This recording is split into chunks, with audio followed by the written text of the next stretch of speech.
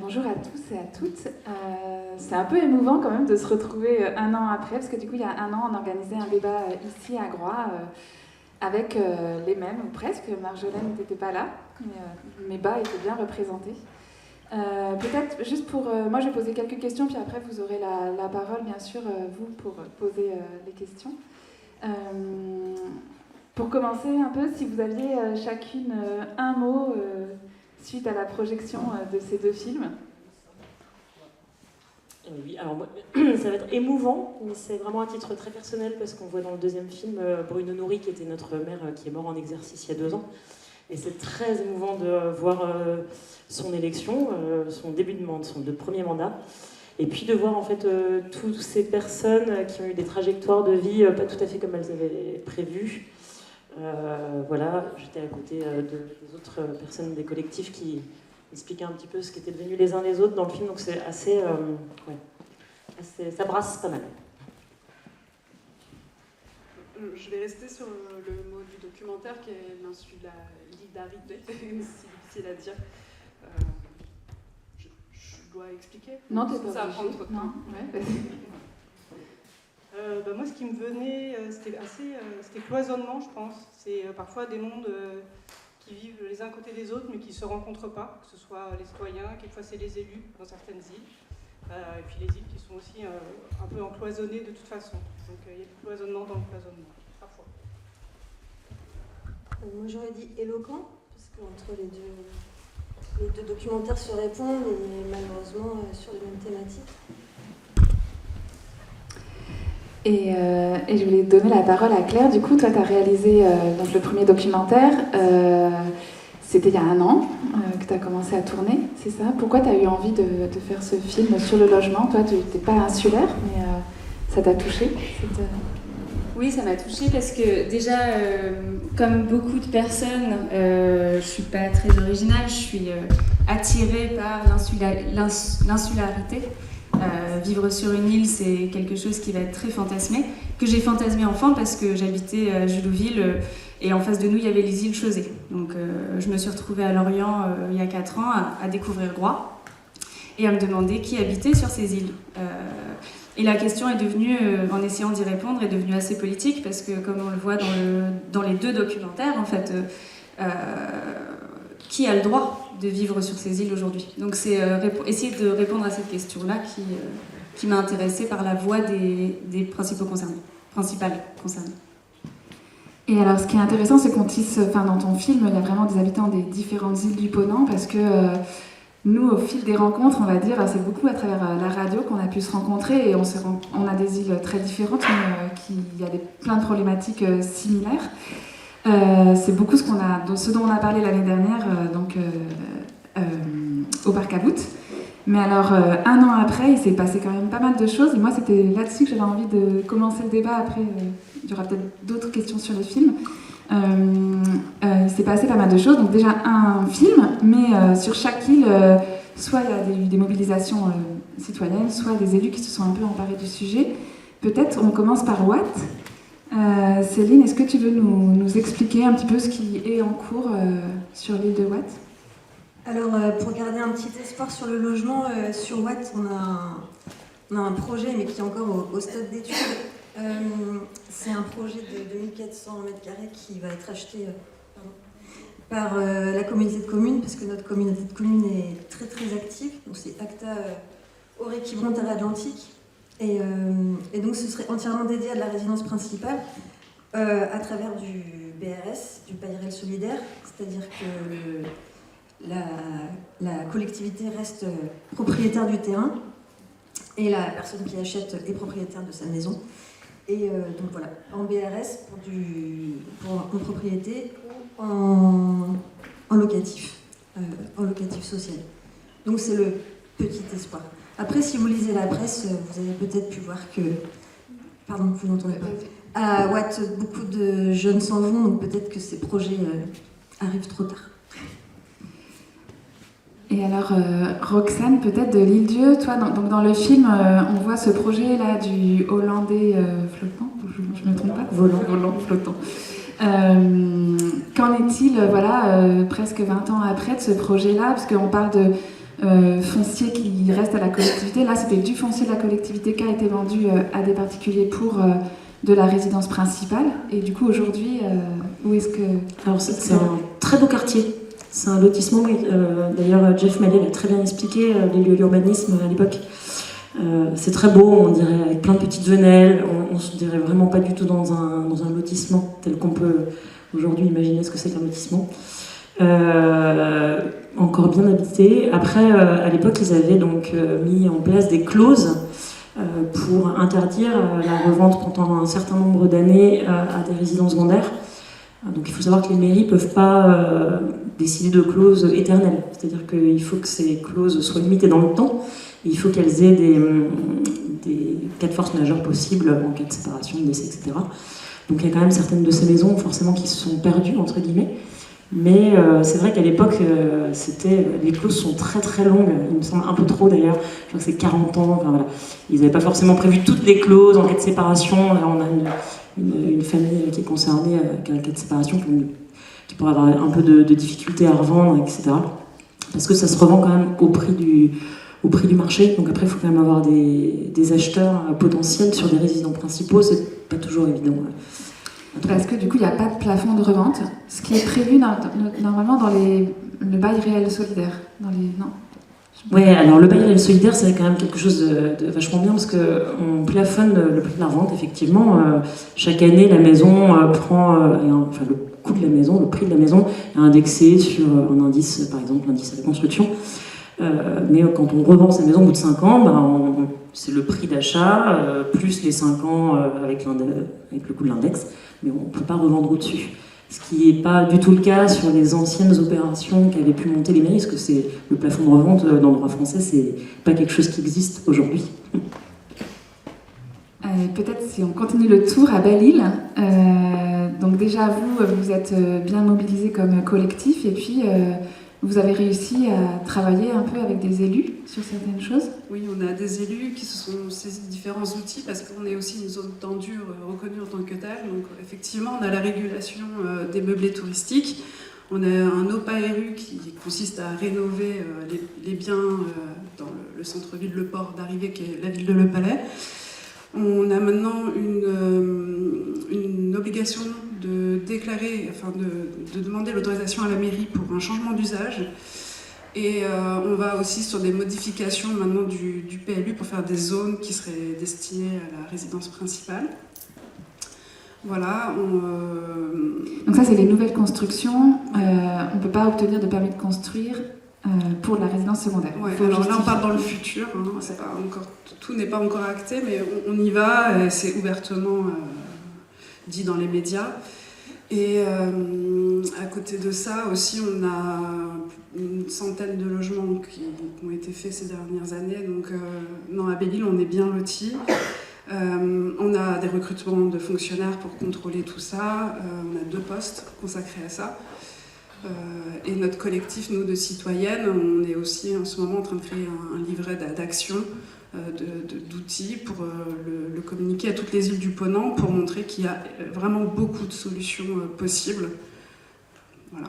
Parce que peut-être qu'on le verra ultérieurement, mais effectivement, il y a quand même plein de choses qui se partagent entre îles du Ponant. Et notamment, donc, il y a cette recherche-action qui est menée depuis Belle-Île par Mélanie Gaillard, tout à fait. Et qui a commencé un petit peu en collectif l'an passé, justement, à Groix. Enfin, c'est là où vous avez commencé à travailler. Des jeunes femmes insulaires qui se réunissent toute l'année sur leur temps personnel, familial même. On a les enfants autour et on travaille chaque petite solution les unes après les autres avec des visites, avec des juristes. Et on fait ça sur notre temps personnel dans l'espoir d'avoir un dialogue, de communiquer, d'être plus proche de ces élus, des fois, dont on ne comprend pas forcément le vocabulaire. Voilà. Et alors, on continue jusqu'à bas. Je ne sais pas s'il s'est passé grand-chose depuis 1 an. Depuis quelques années. Le collectif On parle de toi fait partie aussi effectivement de ce projet de recherche-action. Et sinon, la mairie, elle est en train de construire 8 logements. Des logements sociaux. Elle a préempté 1 ou 2 maisons, d'autres logements qui sont ajoutés, des petits studios à côté d'autres logements qui existaient déjà. Donc les 8 logements, c'est plutôt pour des familles, mais ils essayent aussi de penser à des gens seuls, etc. Donc il y a quand même des choses qui bougent aussi sur l'île de Bas. Donc il y a des choses qui sont menées par les élus au niveau des communes, des outils aussi qui sont permis par la loi, peut-être, parce que Roxane, c'est un peu notre... comment on pourrait l'appeler, je sais pas, mais... notre grande spécialiste de tout ce qui est législatif. Et notamment, il y a une loi donc, en novembre 2024 qui a quand même doté les communes de quelques outils. C'est une loi qui a été portée par Anaïg Lemer, et donc en Bretagne, et par Iñaki Echaniz, Pays Basque, une loi transpartisane, enfin une proposition de loi, qu'on a vu dans la presse surnommée loi anti-Airbnb, mais il y a pas mal de choses dedans. Alors notamment, elle a renforcé tout ce qui est régulation des meublés de tourisme. Donc pour les communes qui se sont saisies de la régulation des meublés de tourisme depuis cette loi, c'est vrai que ça facilite énormément l'application de quotas, le fait d'appliquer la même règle des passoires thermiques aux locations des meublés touristiques qu'aux locations classiques, etc. Ça a revu aussi un petit peu la fiscalité. Il y a aussi une autre partie de la loi qui est hyper intéressante pour nous, qui est la servitude de résidence principale, et qui permet, par une simple modification de PLU, de décider que tous les terrains à bâtir seront exclusivement dédiés à la résidence principale, et ce de manière éternelle, c'est-à-dire que d'une vente à l'autre, il faudra que cette maison reste une résidence principale. Donc ça, c'est très intéressant pour les communes insulaires, parce que ça se vote assez facilement, c'est une délibération, et derrière, ça permet de protéger le stock de terrain restant. Alors ça ne concerne pas le stock de maisons existantes, hein. On parle bien des terrains à bâtir, mais voilà, c'est après aux îles de décider si elles l'appliquent à des zones ou à l'île entière. Nous, c'est vrai qu'on milite à l'île plutôt pour que ce soit appliqué à l'île entière, pour que les règles soient les mêmes pour tout le monde. Et voilà, qu'on ne se trouve pas avec des marchés différenciés selon les endroits. Voilà. Alors on a tout de suite plongé dans le technique, mais c'était aussi pour sortir du fatalisme et un peu de la résignation qui peut nous saisir face à ce sujet. N'hésitez pas à poser des questions si vous n'avez pas compris certaines choses qu'on a pu expliquer là déjà. Et puis même, je vous donne la parole plus généralement pour vos questions.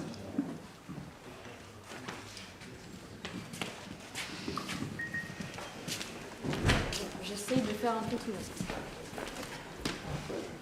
le Oui, bonsoir. Moi, je voudrais savoir si toutes vos îles, on va intégrer Ouessant, enfin je vais intégrer Ouessant dedans, si toutes vos îles, vous êtes confrontés au même problème qu'à l'île de Ré ou la paysannerie, parce que moi j'arrive de Belle-Île et j'arrive aussi de Ouessant.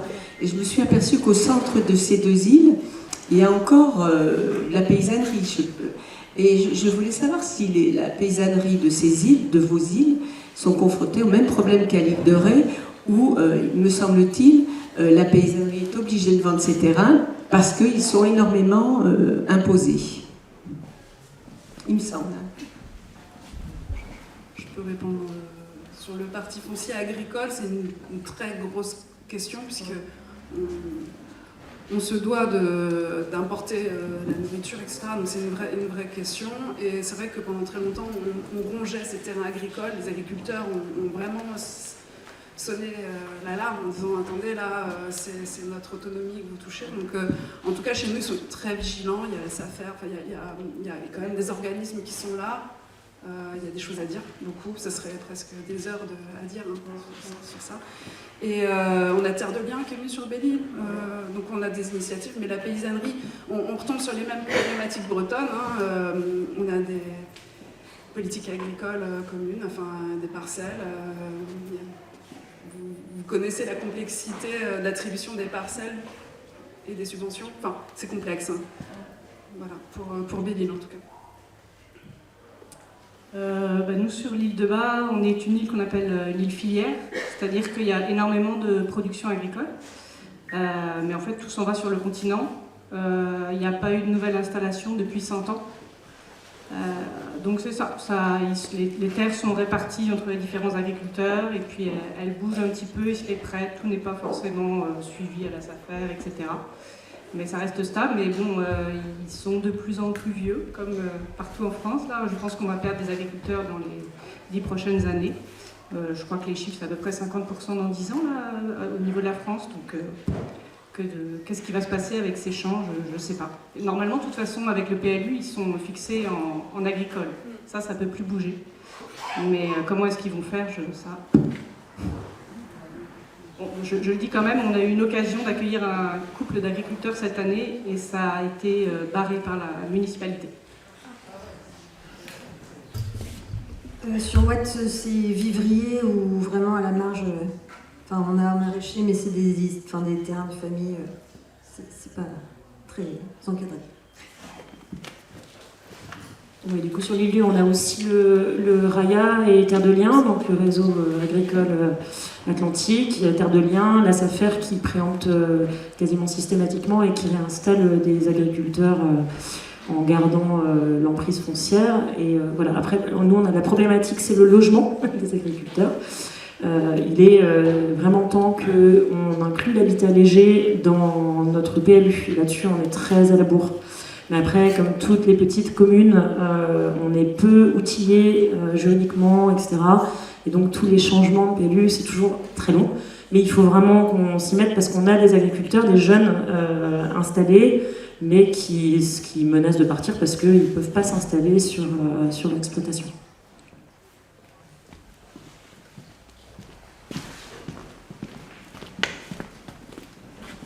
Oui, bonjour. Moi, je suis élue à la commune de Groix et quand j'entends les témoignages et quand je regarde les films, je trouve qu'à Groix, notre bilan est négatif. Hein. On a peu de projets. Dans ce qui concerne l'habitat social, on a un projet derrière la maison médicale qui a dû s'arrêter parce que le terrain n'était pas possible à exploiter. On a un petit projet sur un autre terrain qui est complètement en stand-by, qui sera construit par Morbihan Habitat, où il y aurait un partage de logement social et de bail amphithéotique, et pareil, des contraintes qui font que les choses n'avancent pas beaucoup, à se demander si, du côté de la mairie, on pousse un peu les choses. Quand on voit qu'un jeune couple avec une maman prête d'accoucher et qui devait vraiment changer de maison, on n'a rien en logement social d'urgence, on leur dit temps d'attente 2 ans. C'est un petit peu l'omerta sur la gestion des logements sociaux, sur ce qui est disponible. Je trouve que le bilan est décevant. Voilà, j'espère qu'on pourrait faire mieux avec tout ce qui se passe ailleurs. Je peux réagir en parlant du bilan de l'ILUR, je ne suis pas du tout élue, hein. Donc c'est une association.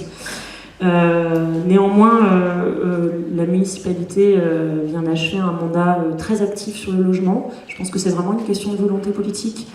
Il y a eu l'embauche d'une chargée de mission logement, il y a eu des préemptions et des tirages au sort pour attribuer ces terrains en résidence principale.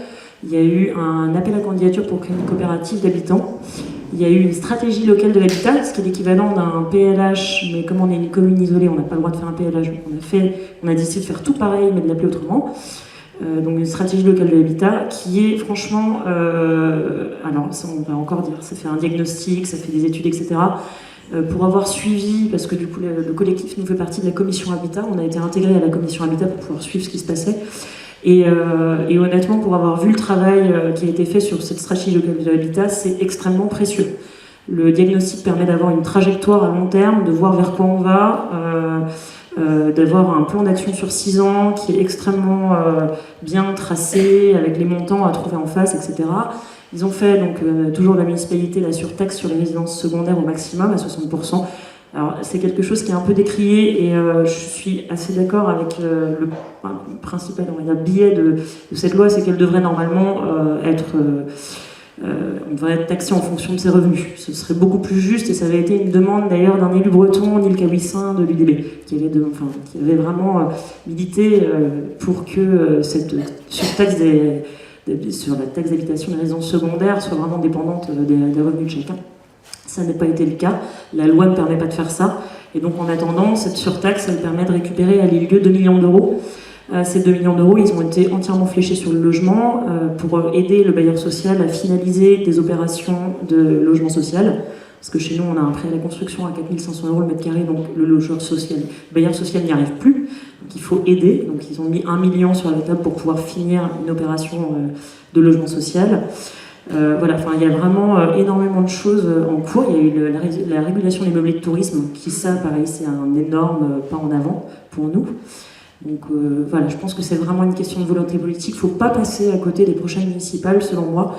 Pour nos autres collectifs et autres militants, il faut qu'on pose la question aux futuristes, savoir ce qu'ils sont prêts à faire et ce sur quoi ils s'engagent.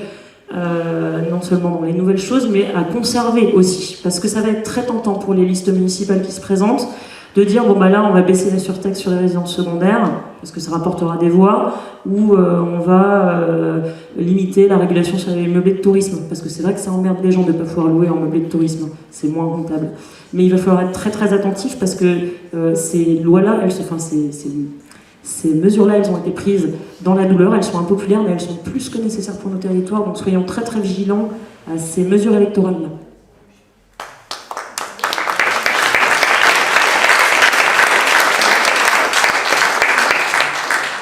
Est-ce qu'il y a d'autres questions?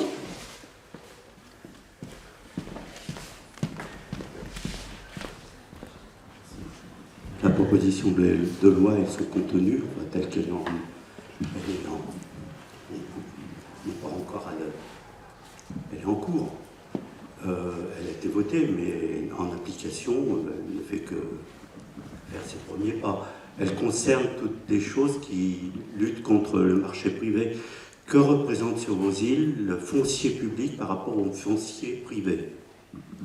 Parce que l'achat du foncier par des municipalités, c'est quand même le b.a.-ba pour construire à partir d'un PLU maîtrisé et non pas être toujours collé au mur contre tous les avantages du privé. Je parle des immobiliers constructeurs, là, pas des propriétaires. Moi, j'ai pas de chiffres particuliers sur Belle-Île. La seule chose qui est sûre, c'est qu'il y a une veille. Il y a une veille, les grandes parcelles, quand elles passent par la mairie, maintenant elles se mettent en rouge et les élus sont tout de suite dessus, il y a de la préemption. Maintenant il y a des actions juridiques quasiment systématiques sur des belles parcelles qui partent. Genre, maintenant les élus, ils n'hésitent plus, hein.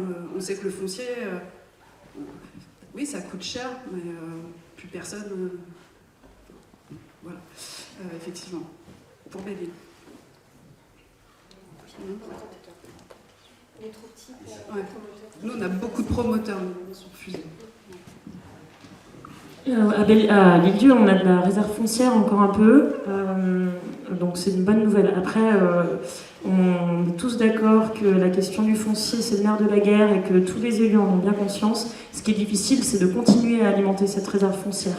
Parce que quand une mairie achète, elle achète au prix des domaines, comme l'explique très bien Patrice Bernard dans le deuxième film, et en fait ça coûte de plus en plus cher. Nous on a des terrains qui partent à 600 000 €, 3500 mètres carrés à 600 000 €. Alors aller préempter ça 10 fois, c'est extrêmement compliqué, vraiment. Donc la réserve foncière, il faut l'utiliser à bon escient, en dissociant le foncier du bâti le plus possible, parce que voilà, l'opération dont il est question, les roulant des volants, quand les clauses s'arrêtent, bah forcément ça deviendra des résidences secondaires à terme, donc il faut garder le foncier, c'est extrêmement précieux pour l'avenir. Oui. Sur Belle-Île, là actuellement on a des achats par rapport au diocèse aussi, des négociations qui sont très dures, mais ça se fait pour avoir du patrimoine un peu moins cher. Et après on essaie aussi de switcher du patrimoine qui n'est pas vraiment destiné à l'habitat. La mairie le revend parce qu'elle a déjà en perspective des parcelles très très intéressantes justement pour faire du logement. Voilà. Et après il y a aussi des histoires d'aménagement, de classement, il y a la loi littorale, et puis alors là on va partir sur le gros dossier, mais il y a bientôt la ZAN, donc l'interdiction d'artificialiser sur une île, c'est une vraie question, c'est autre chose.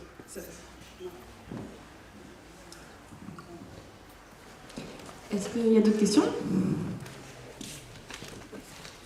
J'ai une question, mais je ne sais pas, je la lance comme ça, parce qu'il y a eu une enquête très intéressante de la revue Splend, qui est une revue d'enquête sur la Bretagne, sur l'artificialisation des sols. Et en fait, il montrait qu'il n'y avait aucune corrélation entre... la corrélation entre l'artificialisation des sols et la démographie, elle était négative. C'est-à-dire que plus on artificialise un territoire, en fait, moins il y a d'habitants à l'année. Et c'est assez fou, cette enquête, parce que c'est complètement contre-intuitif.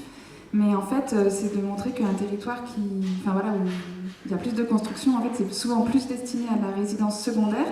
et les prix montent, et du coup, en fait, les habitants sont obligés de se retirer plus dans les terres, parce que c'est une enquête sur le littoral, justement. Et quand je l'ai lu, ça m'a posé beaucoup de questions, parce que c'est vrai que c'est quand même un levier, garder du foncier et construire pour de l'habitat à l'année. Et en même temps, on a tous conscience qu'on va pas artificialiser plus, qu'on n'a pas envie d'artificialiser plus nos îles. C'est quelque chose que vous réfléchissez, vous, dans vos collectifs? Là-dessus, il y a vraiment une vigilance à apporter, c'est que chaque maire aura un pourcentage de son territoire artificialisé. Et en fait, actuellement, la loi, ce sera le premier arrivé, premier servi. Et ça pose un vrai problème. Parce que qu'est-ce qui va différencier d'un habitat à l'année, d'un habitat touristique? Voilà, donc les maires, là, normalement, s'ils sont assez malins, ils vont essayer de faire passer déjà leur projet dans cette réserve d'artificialisation. Et après passera les autres projets. Mais il faut être très vigilant et il faut que les élus en aient bien conscience, quoi. Et c'est vrai qu'on n'en entend pas beaucoup parler, et pourtant, c'est primordial.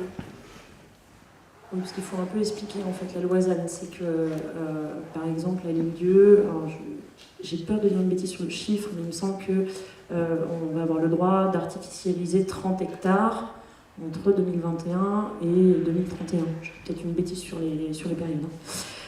Il se trouve que là, il y a une étude qui est en cours pour regarder ce qui reste à artificialiser, mais si ça se trouve, on va se rendre compte au mois de décembre qu'on n'a plus le droit de construire jusqu'à la fin de la période. Donc là, les calculs sont en train d'être faits, mais voilà, la période court déjà, et donc ça va être comme ça un peu dans tous les territoires. Et ce qui est un peu triste, c'est que sur toute cette période depuis 2021, le début de la période, qui est vraiment la période Covid, se sont construits énormément de nouvelles résidences secondaires. Et c'est vrai qu'on va avoir à gérer une incompréhension majeure des populations qui vont se dire, bah ouais, mais alors là, nous, on n'a plus le droit de construire, mais en fait, tout a été consommé pour des nouvelles résidences secondaires. Bon courage aux gens de gérer ces frustrations-là. Moi, j'ai deux questions. Est-ce que vous pouvez développer un peu, parce que moi je suis un peu novice par rapport à ça, qu'est-ce qu'on entend par l'artificialisation, le projet d'artificialisation? Et puis par rapport à Belle-Île, j'aurais souhaité savoir, il y a 4 communes, n'est-ce pas? Donc est-ce qu'il y a un travail un peu consensuel entre les 4 communes à ce propos?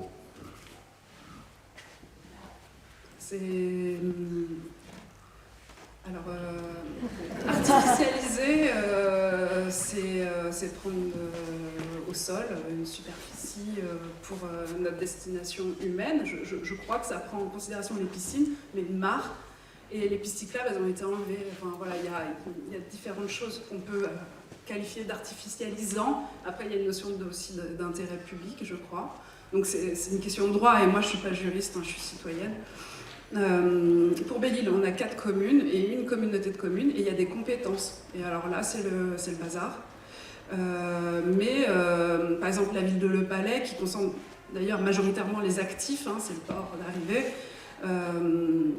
On a pu faire un OPA-RU, ça coûte cher de faire ça, il y a un diagnostic, après il y a des subventions pour les travaux, c'est ambitieux.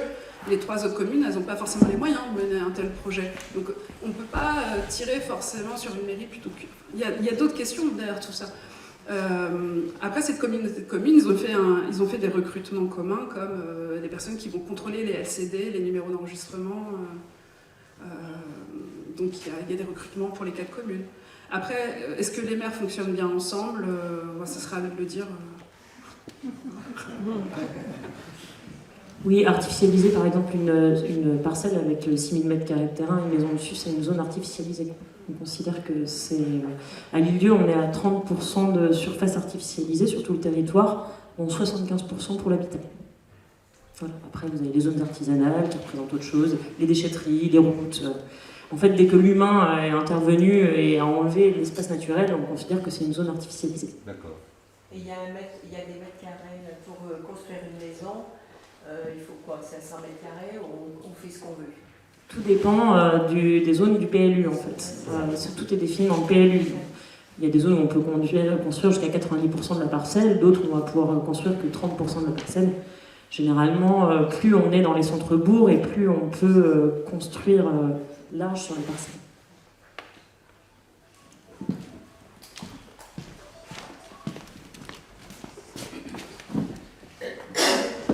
Oui, bonjour, moi je suis Françoise Tapin, j'étais médecin sur cette île jusqu'il n'y a pas longtemps.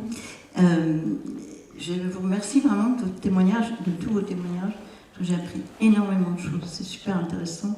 J'avais essayé de participer à un débat, c'était à l'île aux Moines, aux insulaires, il y a quelques années, et c'était beaucoup moins concret que là. J'ai l'impression que vous avez fait un sacré pas quand même, c'est super. Qu'est-ce que je voulais dire? Je crois qu'à Groix, on est quand même, c'est dit quelque part à un moment dans un des films, je crois, qu'on n'est pas si mal par rapport à Belle-Île ou à Watt, bien sûr. Où il y a quand même eu pas mal de créations de logements sociaux ces 30 dernières années, sûrement. Je sais que, par exemple, quand on a fait la maison médicale avec Lorient Habitat, ils en ont profité pour faire 12 logements sociaux au-dessus. Et que enfin, c'est pas forcément un choix de la municipalité, mais que les HLM ont été équipés de panneaux solaires et mieux isolés depuis quelques années. Donc il doit y avoir quelque part une volonté d'améliorer l'accueil des gens. Mais à côté de ça, il y a aussi bientôt un lotissement qui va se vendre assez cher pour les gens qui ont les moyens, donc de toute façon il ne sera pas accessible aux insulaires, tout près du bourg. Il y a les deux facettes chez nous. Oui. Et juste ma dernière question, mais elle se posait à vous aussi. En fait, ces deux films étaient très très intéressants. Et j'ai très envie de savoir ce qu'est devenu le Rodolphe de Ligue.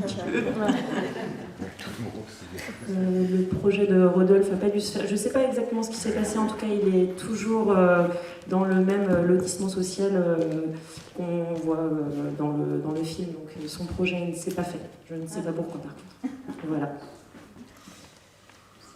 Et pour rebondir sur Ah oui, alors si ça c'est important, c'est hyper important.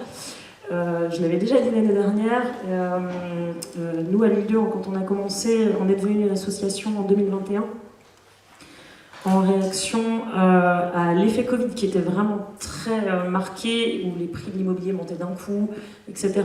On est arrivé beaucoup trop tard.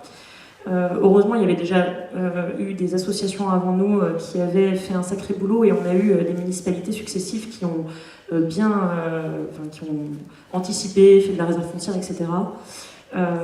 Mais néanmoins, on est arrivé trop tard parce qu'en fait, on s'est réveillé quand les prix étaient vraiment exorbitants et quand on ne peut plus faire grand-chose. Il se trouve que Groix, vous avez un prix au mètre carré qui est inférieur, mais attention, parce qu'il n'y a pas de plafond de verre, c'est-à-dire que en fait, ça va toujours en augmentant.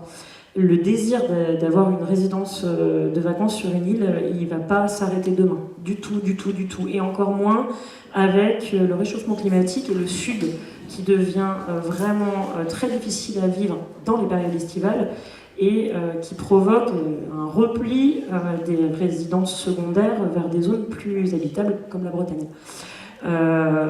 Et je pense qu'il faut vraiment être très prudent. S'il y a des choses qui se sont faites sur des lotissements sociaux notamment, tant mieux. Mais il faut vraiment pas trop se reposer sur les lauriers d'une politique qui aurait été bien menée. Il faut vraiment se battre en permanence pour continuer à produire du logement, tout type de logement. Parce que le logement social, c'est plafonné et malheureusement, il y a énormément de familles, de foyers, de personnes qui ne rentrent pas dans les plafonds mais qui ont quand même besoin de logement. Et donc, il faut vraiment faire feu de tout bois. Il faut de l'habitat léger, il faut de l'habitat alternatif, des coopératives d'habitants, de l'habitat participatif, il faut de l'habitat classique, il faut dans le logement social du PLAI, du plus, etc., qui sont des types de logements sociaux avec différents plafonds, du PLI, etc. Il faut vraiment faut essayer d'actionner sur tous les leviers. Je voudrais rajouter que Morbihan Habitat à Grandchamp a développé du logement social en habitat léger avec la collectivité, donc ça c'est possible. Et aussi, je suis allée aux Assises de Bretagne et ils ont spécifié que 80% des HLM devaient nécessiter des rénovations importantes très prochainement. Et ça, il faut être très vigilant sur la qualité du logement. La quantité ne suffira pas non plus. Je veux juste préciser sur Groix, parce que c'est quelque chose qu'on entend beaucoup, qu'à Groix ça va, notamment le logement social. Sauf qu'en fait, c'est un discours, parce que depuis... donc il y a eu ce projet-là au-dessus de la maison médicale, qui était de l'ancienne... qui venait de quand même plusieurs années. Depuis 2020, donc il n'y a pas eu un projet logement, en fait. Alors qu'il y avait un collectif qui s'était créé pendant la campagne pour dire que c'était quand même un sujet urgent. Les seuls logements qui ont été construits et qui vont être abordables, c'est grâce au recteur.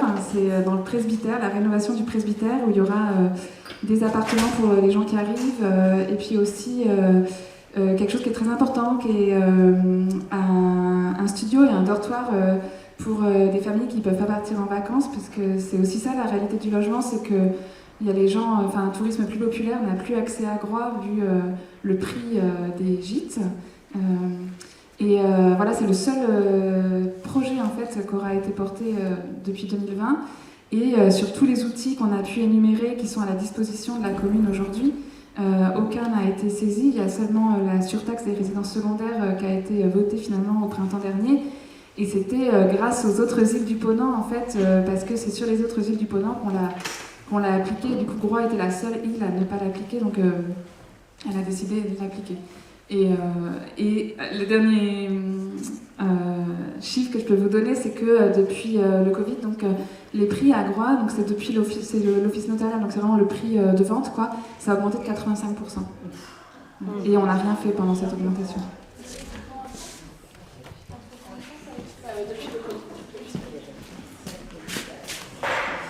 Vous parlez des actions que vous pouvez avoir sur les terrains constructibles pour la construction neuve.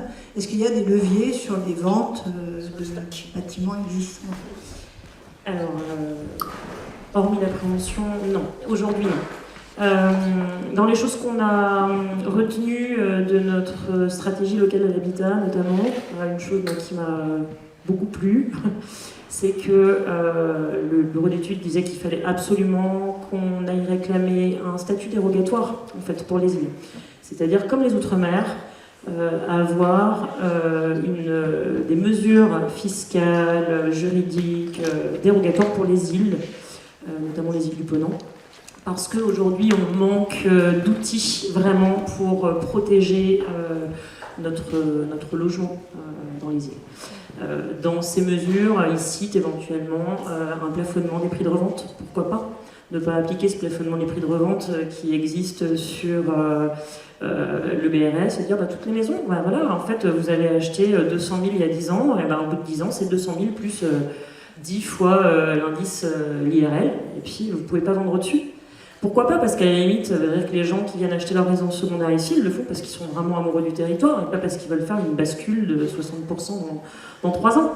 Et du coup, on recrée de l'accessibilité du logement, et puis n'importe qui peut prétendre acheter cette maison à 250 000 €, que ce soit une famille de Groix ou que ce soit des gens qui viennent en vacances. On s'en fiche en fait de savoir qui veut acheter la maison, du moment qu'elle est accessible pour tout le monde.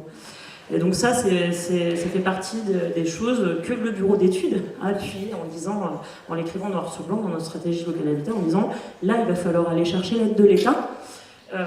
Et c'est certainement l'AIP qui a déjà commencé, d'ailleurs, notre maire, Carole Charot, a fait un discours là-dessus en disant que les dernières réunions de l'AIP, en disant qu'il fallait impérativement aller chercher un statut dérogatoire pour les îles et des mesures. À chaque fois qu'on parle de logement, il faut que ce qu'on fait, le BRS c'est pareil, le BRS il faudrait qu'on puisse mettre de l'autoconstruction dedans. Le BRS, le projet de Watt, il risque de faire comme celui de l'Île-Dieu, dont on nous parlait depuis 2020. En fait, on n'arrive pas à le construire parce que tous les plafonds ne fonctionnent pas. Donc en autoconstruction, ce serait tellement plus simple. On dissocie le foncier du bâti, il y aura un plafond de revente de la maison, et puis la personne peut construire sa maison dessus, et puis basta. En fait, c'est des choses assez simples. Les matériaux coûtent 30% plus cher, on ne l'a pas dit, mais même en autoconstruction, c'est quand même pas rien, 30%. Oui, parce que construire une maison sur une île, ça coûte plus cher. Oui. Il faut faire venir tout du continent. Donc la construction de la maison revient plus cher. Oui, tout à fait. Et puis maintenant, on a des personnes du bâtiment qui doivent prendre le bateau, qui peuvent même plus habiter les îles. Donc il y a un surcoût de transport, et du coup c'est transversal. La question de l'habitat, c'est une question de mobilité, c'est une question, on revient au départ, d'alimentation. Tout s'ensuit en fait. Je voudrais revenir à ma première question, dans le sens où, quand je parlais de l'île de Ré, c'est-à-dire que c'est au moment du changement de PLU où ils ont fait passer les terrains agricoles en constructible. Et d'où pourquoi les paysans sont obligés de partir, parce qu'ils ne peuvent plus payer. Est-ce que vos maires, est-ce qu'il y a une politique de surveillance au moment du changement de PLU? Oui, non, aujourd'hui, il n'est plus question de transformer les zones agricoles en zones constructives. Heureusement, du champ a été fait. Ouais, par contre, il y a toujours le fantasme d'avoir le champ de patates au Lingot d'Or. Oui, ça c'est. Il y a plein de personnes qui ont du terrain agricole qui ne viennent plus à Belle-Île depuis 3 générations, et on se retrouve avec des friches que même les paysans ne peuvent pas exploiter parce que sur le cadastre, il y a marqué 180 ans sur la dernière personne propriétaire de la parcelle, et les arrière-petits-enfants pensent vraiment qu'il y a un trésor dans le terrain à patates.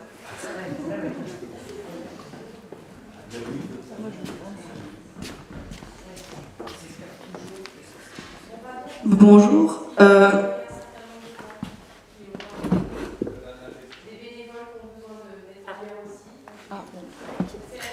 J'en fais une rapide.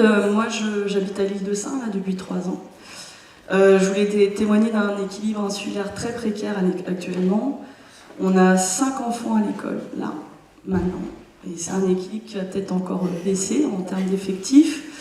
Voilà, moi je pense que c'est un équilibre, c'est la résultante de plusieurs choses, donc forcément l'accès au logement, à la propriété, qui est, je pense, le fait d'une non-réactivité des municipalités qui se sont succédées, mais pas que, comme on a pu un peu en témoigner. Mais aussi toute une problématique liée à l'emploi, un problème d'une précarité de l'emploi, particulièrement autour des emplois des femmes, je trouve, mais pas que, en lien avec la saisonnalité des emplois. Et j'imagine que c'est des problématiques que vous devez rencontrer aussi chez vous. Je voulais savoir s'il y a des actions ou des municipalités qui arrivent à agir là-dessus. Alors nous, à Watt, à la rentrée, il y a 4 élèves à l'école, dont mes 2 enfants. Donc non, et si les familles partent, c'est aussi parce que, plus généralement, il faut qu'il y ait des politiques publiques d'accueil des jeunes. Je pense que à Watt, en tous les cas, c'est assez âgé. Ils ont du mal à réfléchir à un accueil des enfants, à quelqu'un pour garder les bébés.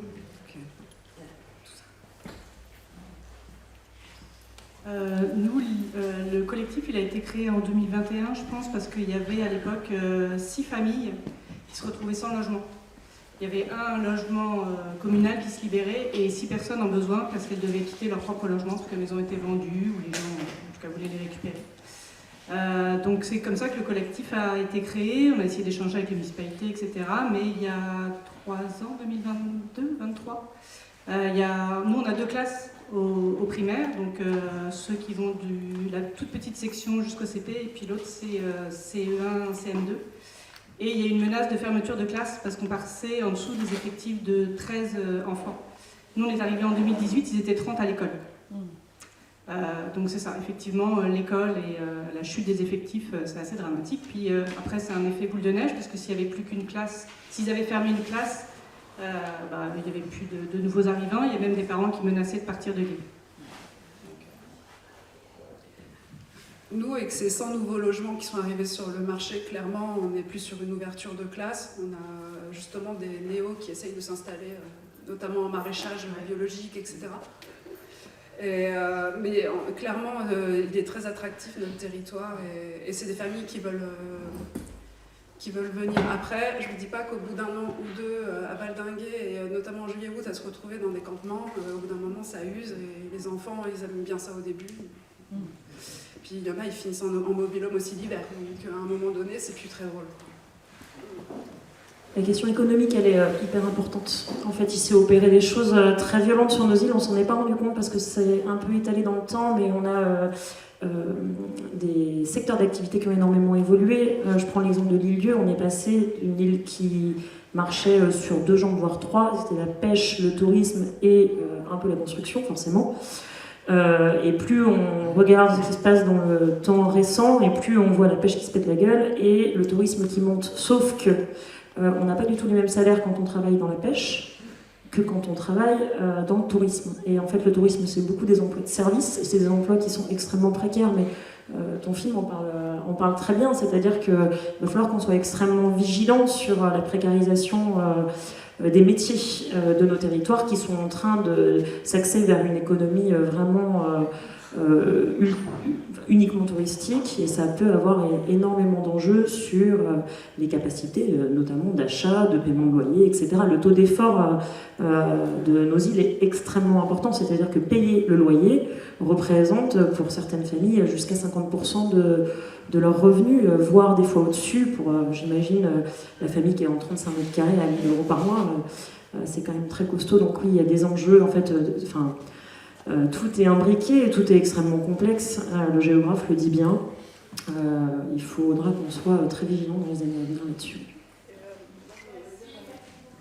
Ouais, ce que je veux dire, c'est n'oublions pas qu'il y a eu l'ERICA et que l'ERICA peut tout écrouler. On avait c'est fini.